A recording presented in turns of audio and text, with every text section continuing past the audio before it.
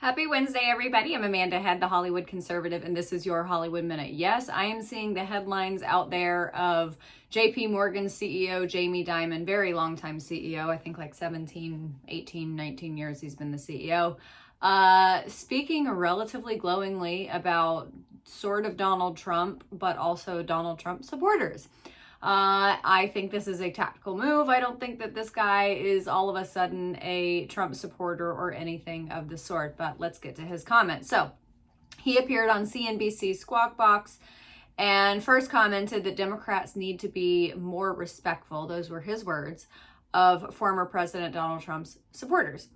He said, I wish the Democrats would think a little more carefully when they talk about MAGA, and if you travel this country, the country's unbelievable. People are growing, they're hungry to grow, they're innovating, it's everywhere. It's not just Silicon Valley.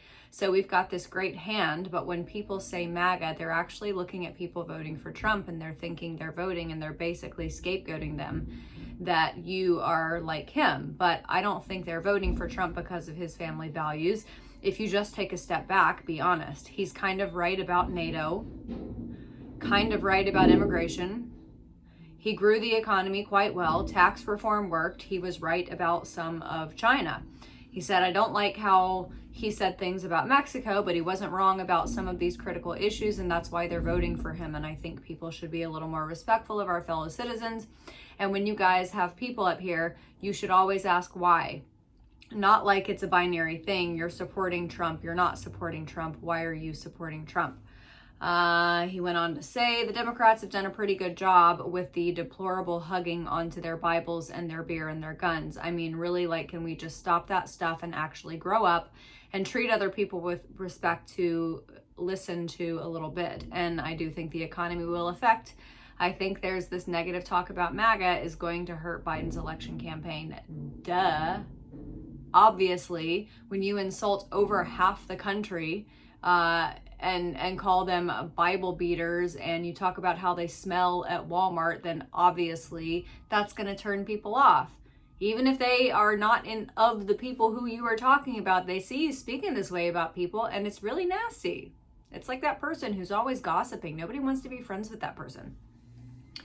Again, I will reiterate, Jamie Dimon has not had a change of heart. He is not going to be out on the campaign trail with Donald Trump. I do, however, think that he is now hedging his bet. Look, Wall Street people, that is what they do. They hedge their bets. They create a safety net for themselves. And I think that Jamie Dimon saying this is a harbinger of what's to come, because I think that he sees that Donald Trump now has probably a more than 50% chance of winning.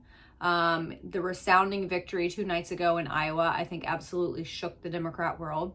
And he's thinking to himself, if Donald Trump wins and he becomes president, I need to make sure that I am at least on a talking basis with this man, so that I can try to affect policy to benefit me and my company, my banking institution, JP Morgan.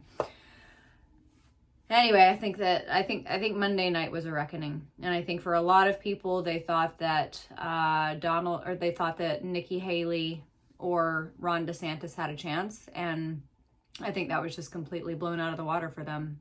Understandably so, predictably so.